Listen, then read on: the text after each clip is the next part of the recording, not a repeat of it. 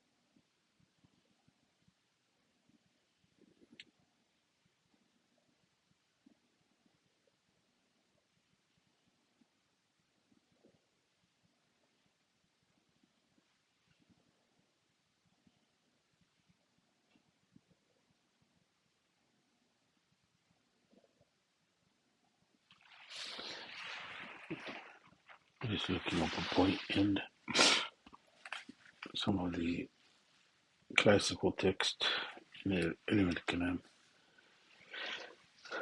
Give people a second or two to come on.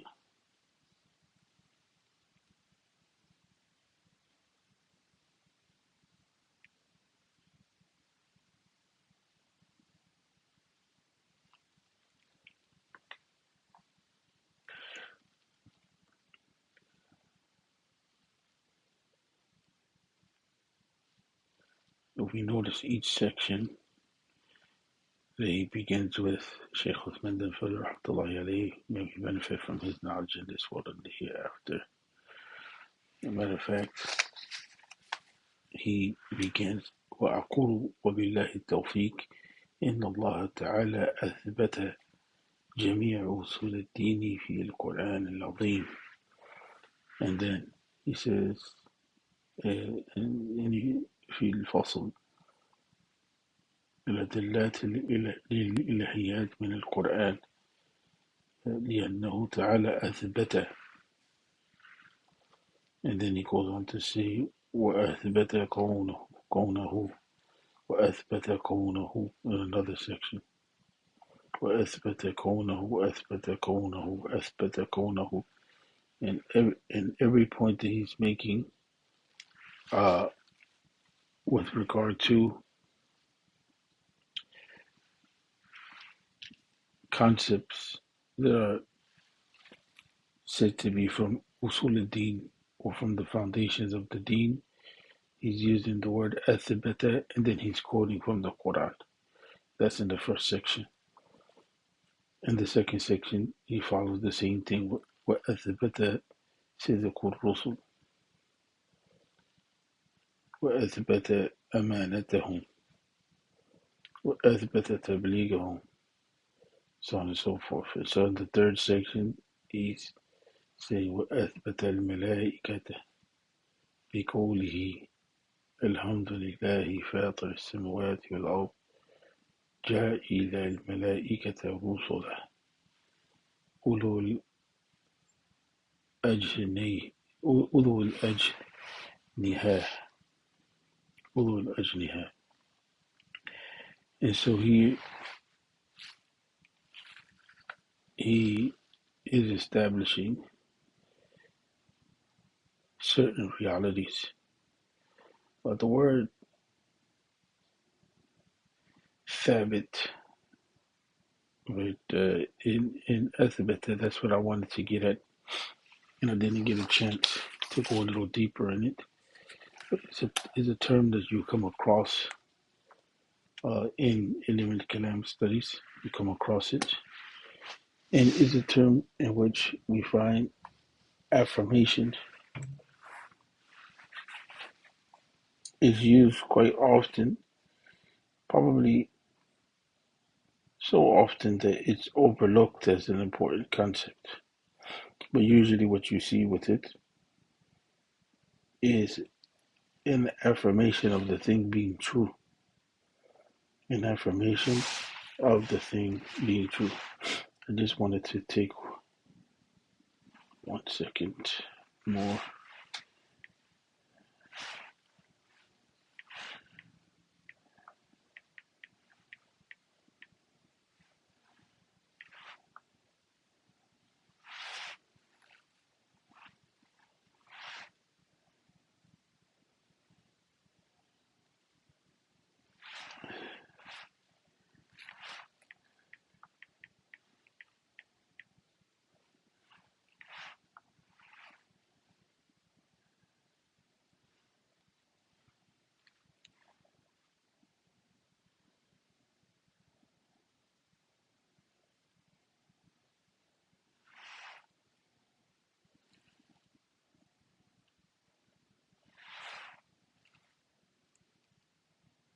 Just 1 second, be patient with me, inshallah.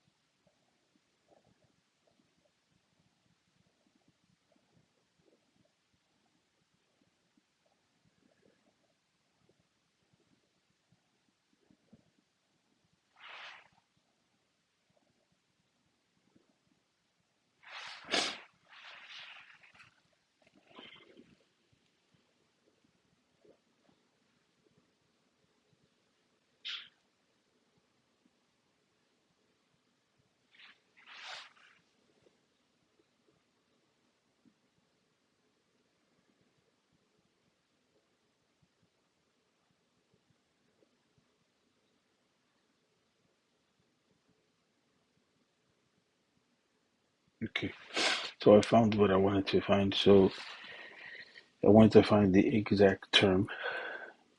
والثابت أي عدم احتمال الزوال بتشكيك المشكك، فهو علم بمعنى الاعتقاد المطابق الجازم الثابت،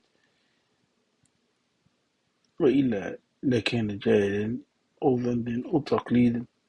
فإن قيل هذا إنما يكون في المتواتر فقط فيراجع إلى الاسم الأول. قلنا الكلام فيما علم أنه خبر الرسول، لأن سمي من فيه أو تواتر عنه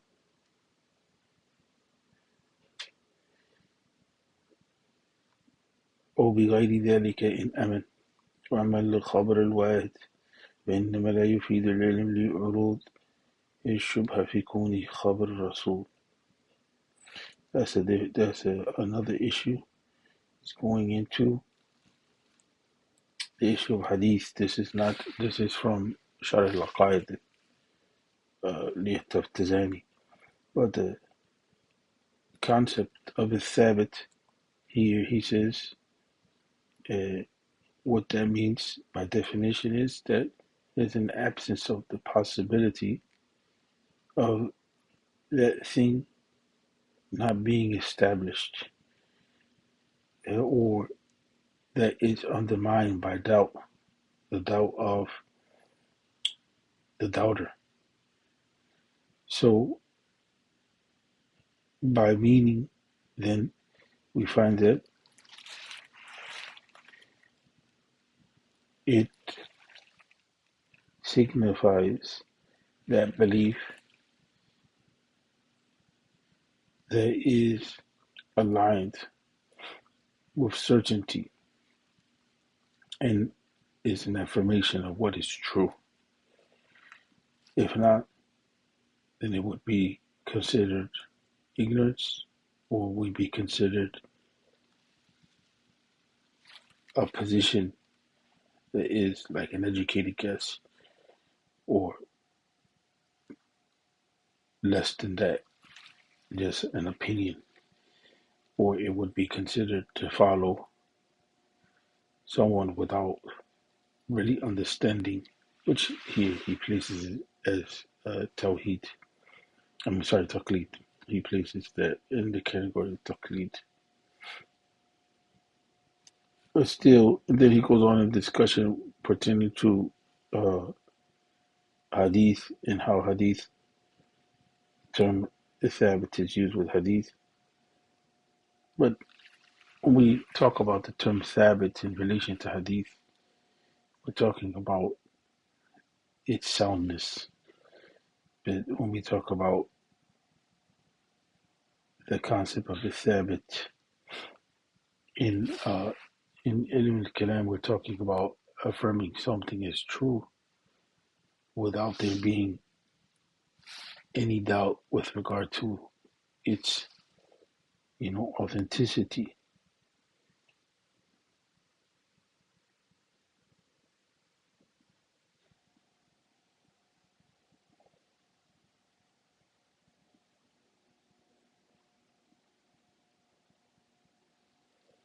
And so you find, uh, actually, Tafazeli goes into it nicely. He talks he uses the term Thabit in different ways, and so you can see, that it comes up in Sharh al-Aqaid. So, with relation to Hadith, the term Thabit, or is translated as established, it really means that which is sound. But I wanted to overlap what we're doing, or pointing to how it is that in some books of Ilm al-Kalam we see the term used, and so I wanted to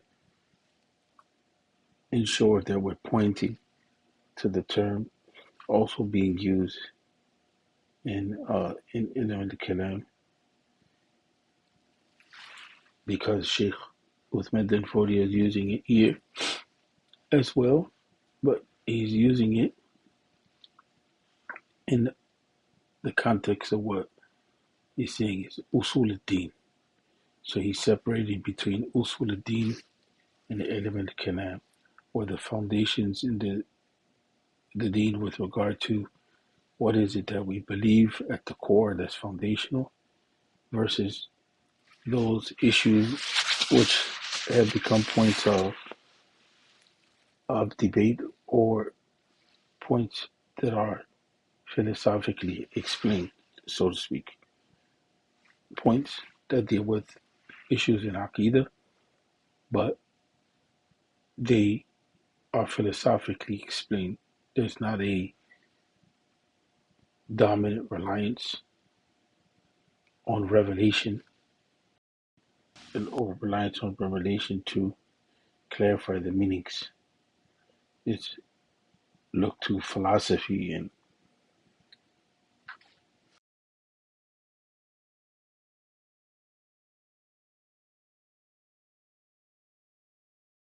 sorry about that. There was a phone call.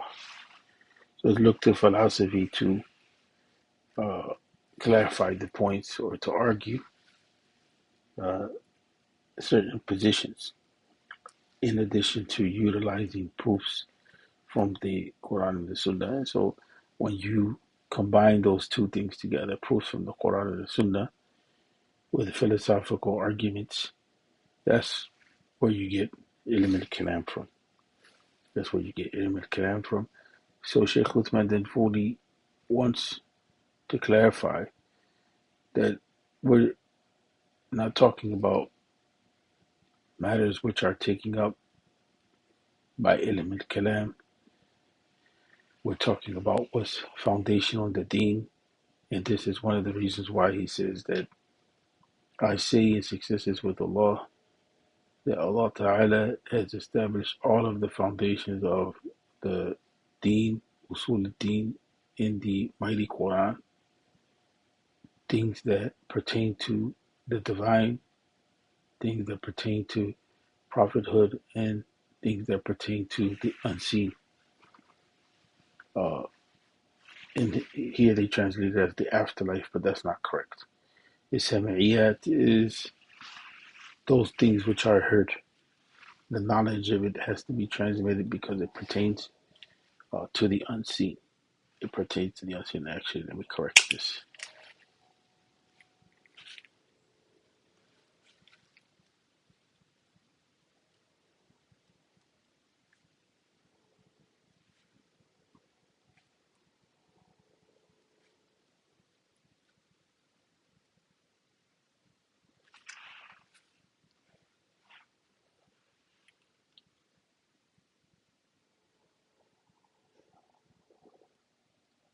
And actually, the point that we mentioned, where in Sheikh Uthman al 40, is he says, لأنه تعالى أثبته. And then he keeps repeating the term أثبت أثبت أثبت before he mentions the principle from Usul al-Din, and then uh, refers to an ayah of Quran to support it. In the translation, that's lost because that nuance point is lost, which, in my opinion, and it's fine, these are debatable points, but in my opinion, it should not have been lost because it's part of the logic that is being used here. It's part of the logic that's being used here. I mean, what he does uh, at times is brought to the fore, but the term when it's used uh,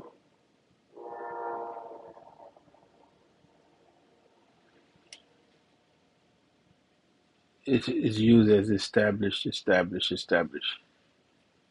Right. So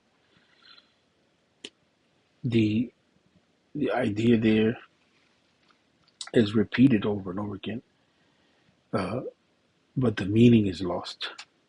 Right, the meaning is lost, and the meaning uh, demands some clarification. Demands some clarification.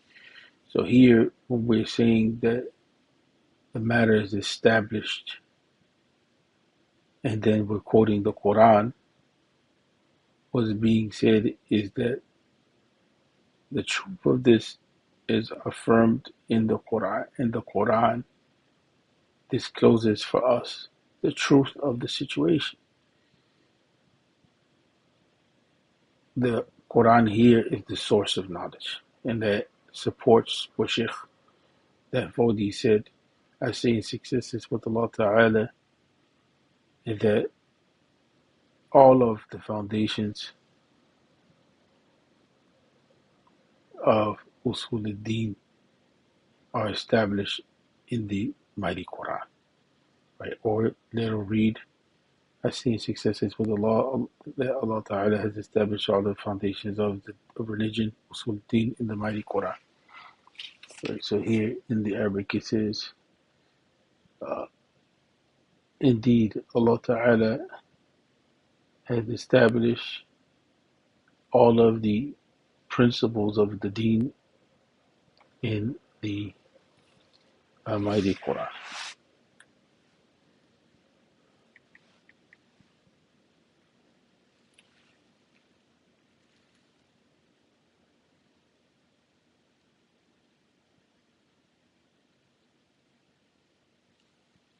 Just looking something up pretty fast.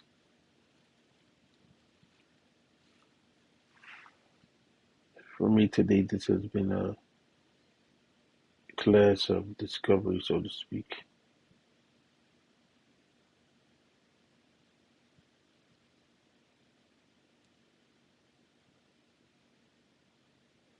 So yeah, when we look at your journey,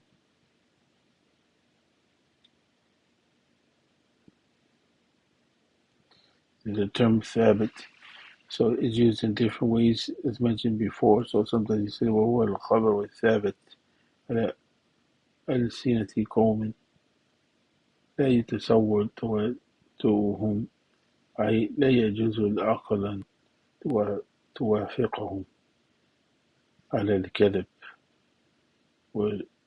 ومصدقه وقوة العلم من غير شبهة. The important piece there is that he says, وهو الخبر الثابت. But here, thabit means that is that which is sound. The term thabit, which is translated as established.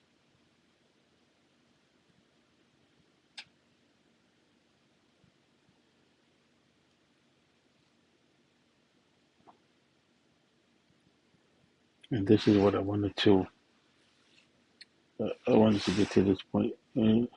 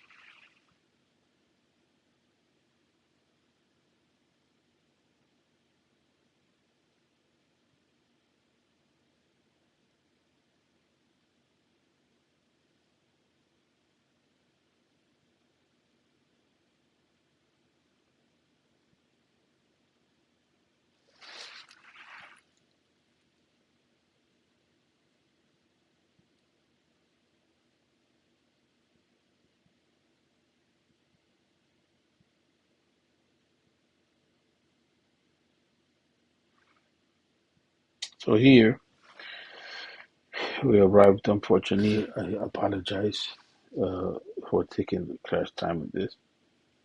But he says here,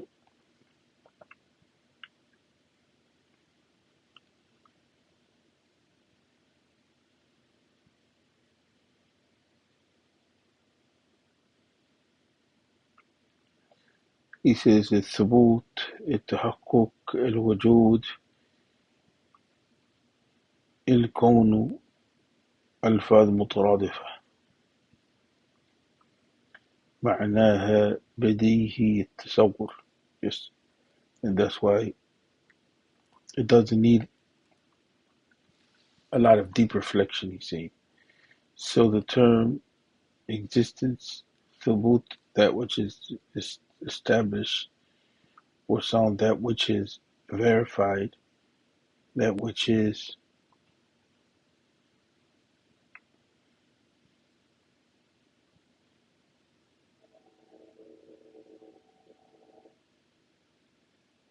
he repeated something. Okay, sorry. That which is present, al-mawjud, I misread. That which is present, that which is established, that which is verified, that which is exists.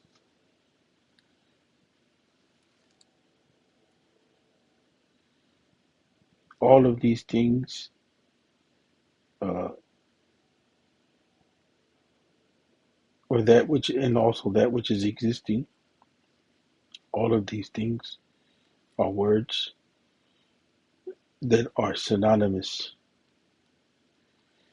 And so basically, when we talk about the term establishment here, there's two meanings that we can get. The source of the knowledge Allah has established where in the Quran, right? And also Allah has established in the Quran, but also that thing exists. That thing is real.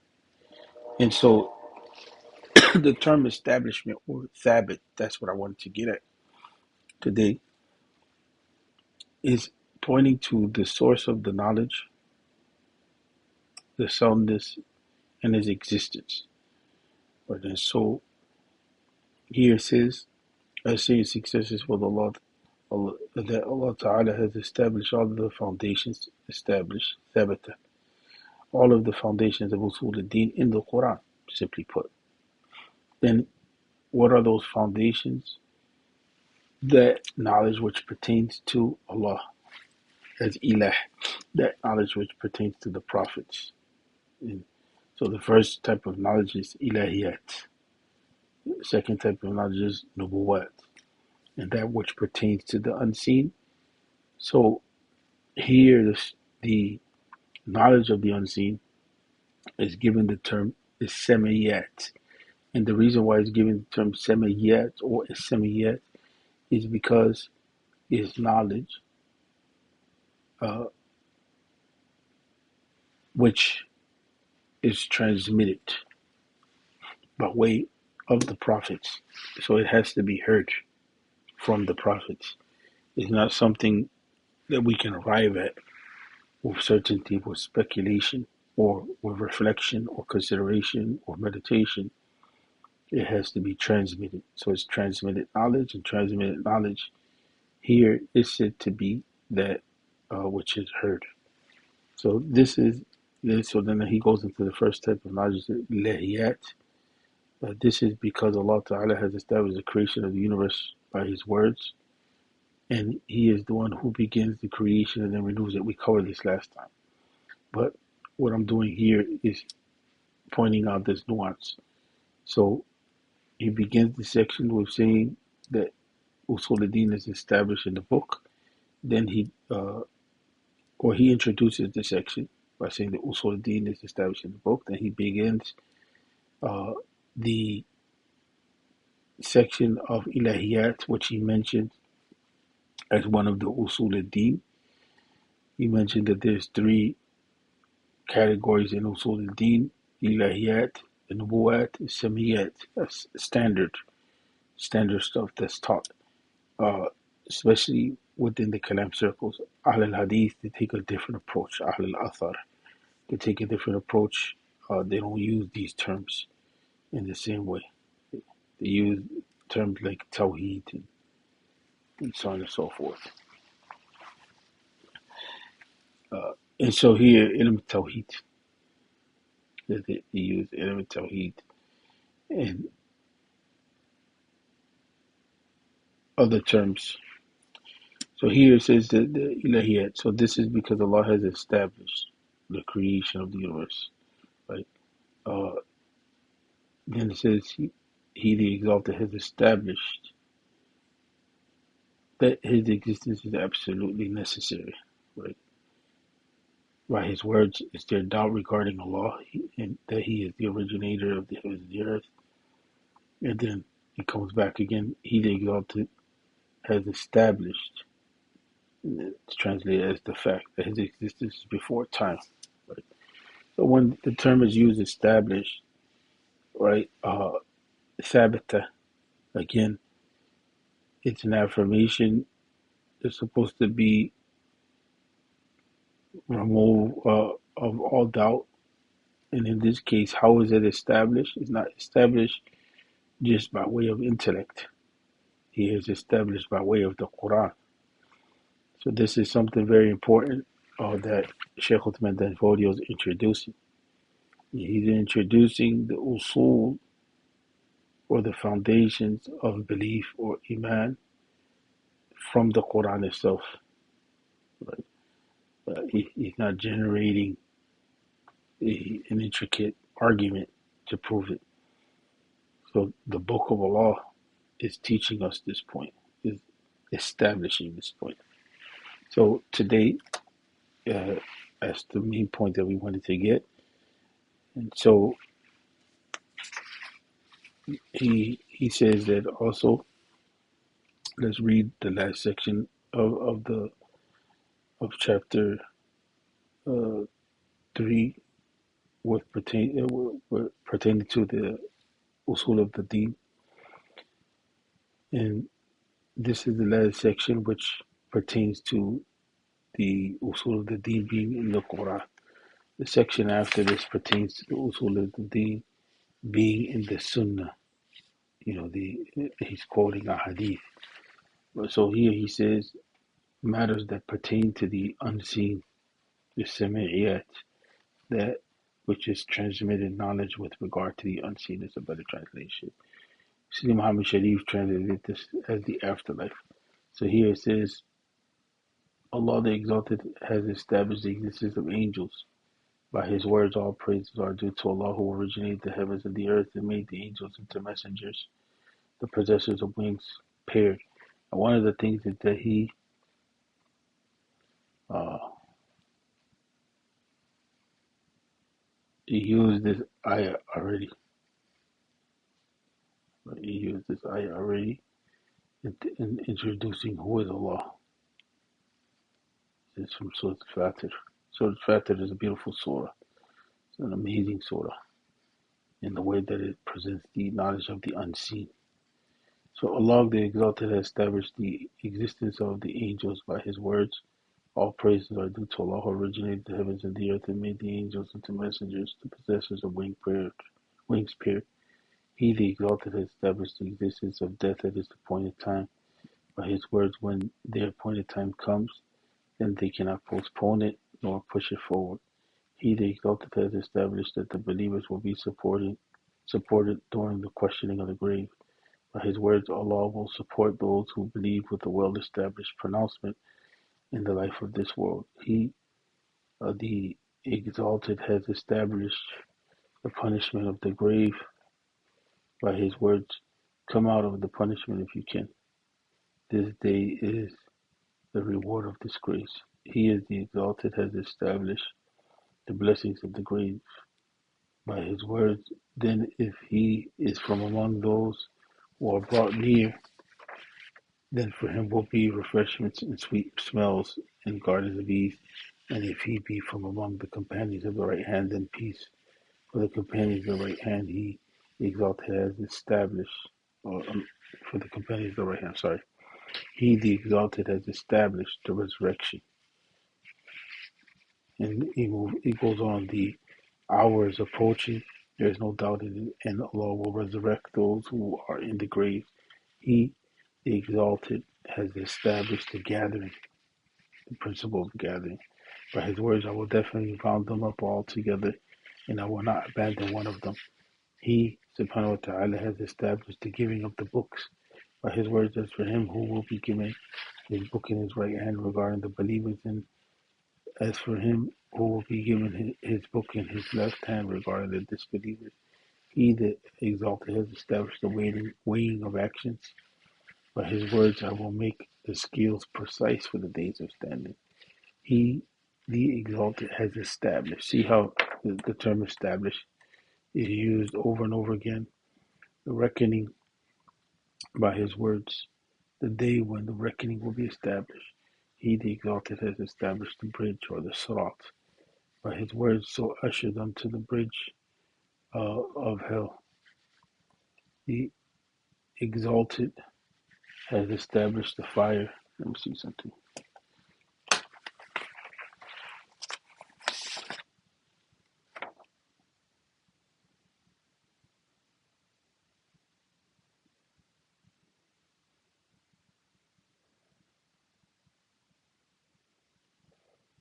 So yeah, so here in the Arabic it says وَأَثْبَتَ الصِّرَاطِ. So Sirat is brought up and then the ayah is quoted. He said, I don't want it to be like that the Sirat is thought only as a point in hell.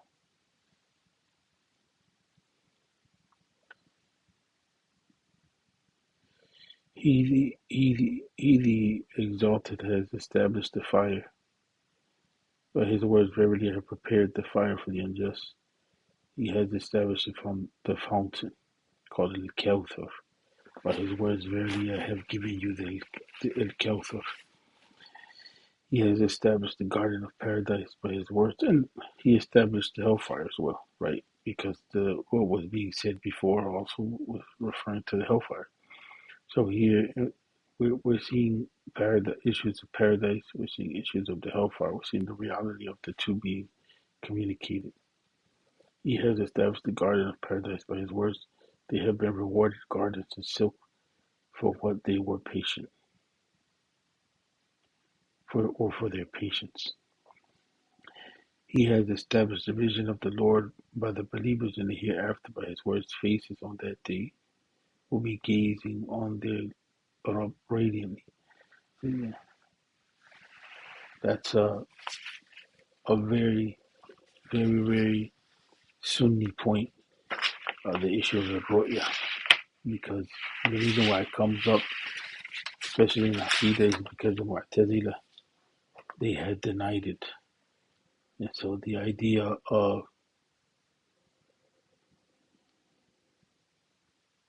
seeing the face of Allah is a point of Aqidah because it was a point that came into doubt. So it's highly emphasized in the books of Aqidah across the different groups, by the way.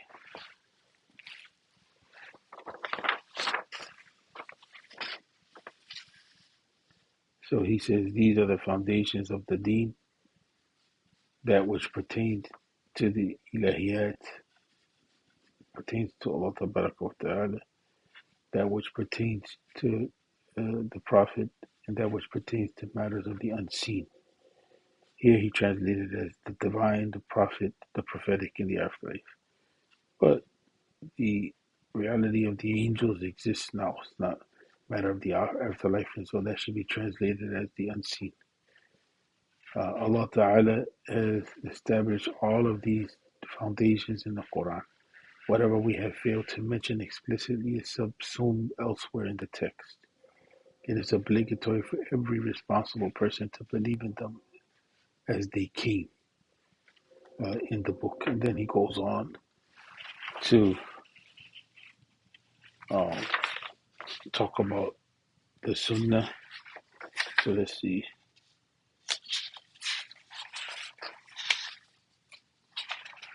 That's going to take us about 2 more classes. We said about 3. We'll keep it to about, we said total 3 classes to finish, and then we'll review everything. Uh, so issue came up before, and so today was one of those 3 classes. And so there's 2 more left for this section, chapter 3, and then we're going to review chapter 1, chapter 2, chapter 3 again. That way we can solidify our knowledge, inshallah. We just don't want to take this as just a basic reading. This is kind of a reflective reading in more in the mode of study than a class, so to speak. There's a reflective reading. Today was an important breakthrough from the angle of the idea of ثبوت العلم, right, or that which is established. That concept of establishment, or thabit, or thabita. Right? So when it pertains to hadith, it usually means that it's sound. When it pertains to a belief, it means that it's affirmed and it's true and is removed from doubt. And here is also saying, like, where is this said to be the case? Here, the Quran is, as a source of knowledge, is not doubted. So the reference point to the Quran is saying it is the Quran that has established this.